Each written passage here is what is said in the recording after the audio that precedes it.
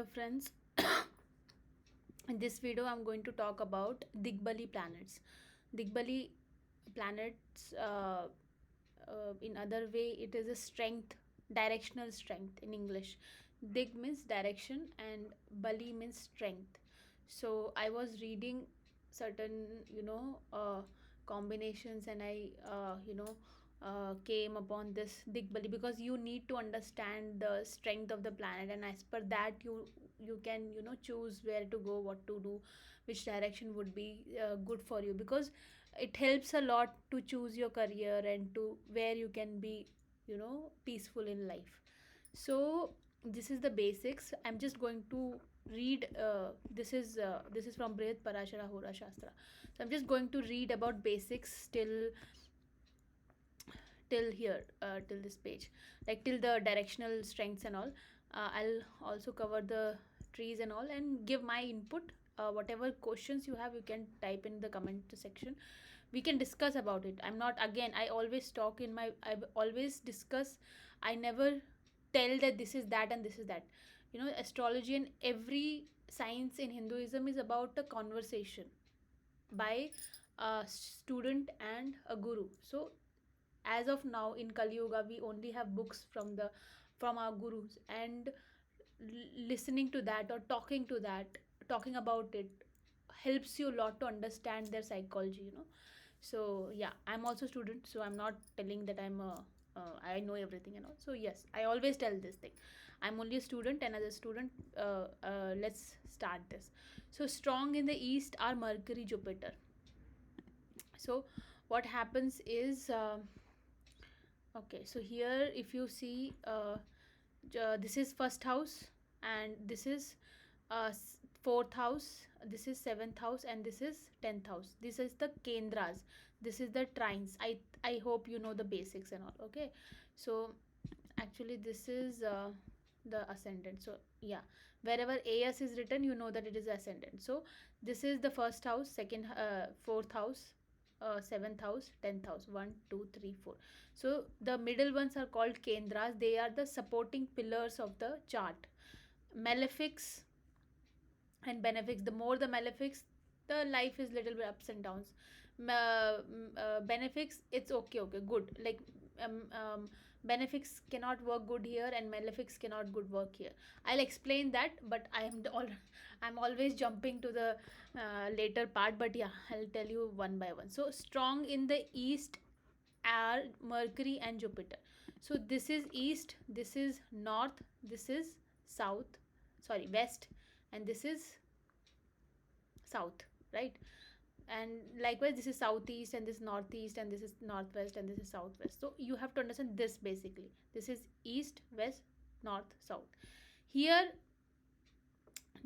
Jupiter and Mercury always get a directional strength.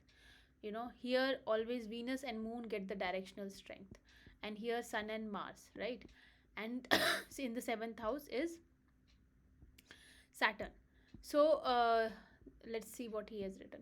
The Sun and Mars are so in the south, while Saturn is the only planet that drives strength in west. The Moon and Venus are endowed with vigor when in the north, again strong during night. Okay, so I hope you understood that part. So the night part, again it is divided in the night birth and a day birth, or in the Prashna. If it is a night thing, you can check the night planets. The night planets which are very strong during the night is Moon, Mars, and Saturn. These are malefics, except Moon. Moon is not malefic, but especially if dark night, then Moon will become malefic. While Mercury is strong during the day and night. Mercury is a bi-planet, trans planet, so it is strong during both day and night, and also in the mid of the day. The rest, Jupiter, Sun, and Venus are strong only in the daytime. During the dark half, malefics are strong, which we discussed. Benefics are strong in a bright half. Malefics and benefics are respectively stronger in Dakshina and Uttarayan. It is based on the sun's transit, first 9 months and then second 9 months. The lords of the year, month, day. Okay, this is very this thing. Month, day, and hora are stronger than the other in the ascending order. Again, stronger than the other in ascending are Saturn, Mars, Mercury, Jupiter, Venus, Moon, and Sun. So always Saturn is the strongest because it is the natural 10th house Karaka, Saturn, Mars, right? And Mercury, then you go Jupiter, and then you go to fourth house, and then you go to Sun. Sun is the last. The thing here is, again, he has told this, he has explained is Digbala, which I told, indicated in the first instance are directional strengths or Digbala. East is your ascendant, north is your fourth house, west is your seventh house, south is the 10th house. Jupiter and Mercury have Digbala in ascendant. The Sun and Mars acquire in the 10th house. Saturn in 7th. Fourth house gives directional strength to Moon and Venus. Planets get no Digbala if it is in the opposite sign with difference to its Digbala house. For example, Saturn has no Digbala if he rises. Rises means in the ascendant. The use of Digbala is the planet with the Digbala will direct the native fruitfully in its Dasha period to the respective direction lauded by it. If Jupiter is in the ascendant, the periods of Jupiter will give success in the northeast. So this is how you have to understand. Suppose you are running Jupiter Dasha, and if your Jupiter is in the Lagna, mostly I've seen in the it works in the signs also. If Jupiter is in Aries or Jupiter is in or Sun is in Aries or Sun, so that you have certain karma connected to Aries. That is first house, and that is East. East, northeast, and generally Jupiter rules northeast, so the direction ruled by it the will give success in the northeast. So if Jupiter is placed well, if your Jupiter dasha is running, and if Jupiter is here, so northeast will not be that much lucky for you. And if it is in Libra, then you have to go to west side, right? You have to check like that. The sun is east, Saturn is west, Venus is southeast, the moon is northwest, Mars is south, Mercury north. These are now this is different from the Digbala we are talking. These are the directions and the ruling planet. So the sun rules east, Saturn rules west, Venus rules southeast. So Venus is Digbali in the north direction, and it rules the southeast direction. For remedies, you can do, if Venus remedies and all, you can use southeast as a direction. The moon always northwest, Mars is south, and Mercury is north. Mercury, Jupiter is northeast, Rahu is southwest. So okay, this is southwest corner, especially here, so this is ruled by Rahu. This is east, ruled by sun, northeast ruled by Jupiter, north ruled by Mercury, northwest ruled by moon. If you have malefics here, then you may get into depression or something like that, because moon is ruling here, and if you have malefics, like in this case, you will go through a little bit stress and depression. And this is seventh house, which is west, which is ruled by Saturn. Southwest is ruled by Rahu. That's why it is also the karka for ancestors, because Rahu rules your ancestors. Blessings from your ancestors is ninth house. South is Mars, and southeast is Venus. So if one undertakes living in or journeying to the direction denoted by planet without the directional strength, there will be obstruction and losses. So suppose if you have Saturn here in the first house, or Saturn in the Aries, and okay, there is one case, I think Ravi Kishan, Ravi Kishan, he has yeah, this is the chart. So he has Saturn in Aries, right? Aries is east, and he has in the northeast direction he has Venus, right? uh, Venus. So Venus is getting, though it is not its this thing, but it is good. It's nicely placed, right? And Jupiter is also in the Virgo. So he did preferably very much well in north side, right? Compared to Saturn rules west. So he had to go through a lot of ups and downs initially. If you see his interview, he had to struggle a lot. His success came only from north. So a north is either what, either Venus or Moon, and Moon is also in the Cancer. Mercury, all these north planets are very well placed. Mercury is a gem. I don't have his time, so I'm just using the signs. Big Boss fame Ravi Kishan, who is this thing also.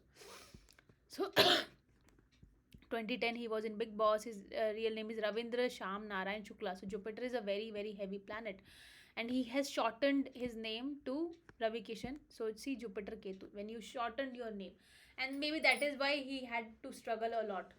You know, if he would have used his name Ravindra Sham Narayan Shukla, he would have had. But that's another topic. But the main thing is he got success where in the north side, and all these three planets are very well placed. So all these planets gave him very good. Even in the south, he did a lot of good work in the south. Mars, and Saturn is also in the Martian side, so he did get good job in the Martian area, like south area. Later on he shifted from Bombay to north only, and later on, of course, after his Saturn return happened and all, then he started getting recognition. So I'll talk about Saturn return in some other video. If you want to listen to that video, if you want me to make that video, please do type interested. And otherwise, okay, so this is, so now I think you understood what I'm talking about. We will talk about the another examples if you want to do a case study, and if you want me to do a case study, because I know only in case study we understand. It is easy for me also to learn, it is easy for you also to learn. If you want that, please let me know, I'll make the videos. And okay, do you want me to cover this? Okay, let's cover this also. The sun rules strong trees with a stout trunk. Saturn useless trees, like just which doesn't have any good oxygen, also good, there's no flowers. So money plant is a Saturn Mercury combination which doesn't have any use. And the moon is milky tree, anything which gets milk in that, which juices. Mars is bitter ones like lemon plants. The bitter is this neem also is Mars. Venus is floral plants. Okay, Jupiter is fruitful, like proper fruits in that tree you will see. Mercury is fruitless ones. Fruitless ones, I think coconut is a fruitless ones. Which is fruitless ones? I think people trees and all that thing, these are the Mercury trees, right? Okay, Rahu rules the outcast while Ketu governs mixed caste. So somebody who is married in a mixed, or who has the lineage of mixed people, those are Ketus. Rahu is foreigner, somebody who is coming from a different, very different this thing, society. Saturn and the nodes indicate ant hills. Saturn and the nodes, Rahu Ketu shows ant hills. So in the remedy you can put some sugar in the ant hills and all. Rahu denotes multicolored clothes and Ketu rags. Any fata hua, like any torn clothes, like torn jeans, it is Ketu. And any multicolored is Rahu. Lead and blue gem belong to Rahu and Ketu.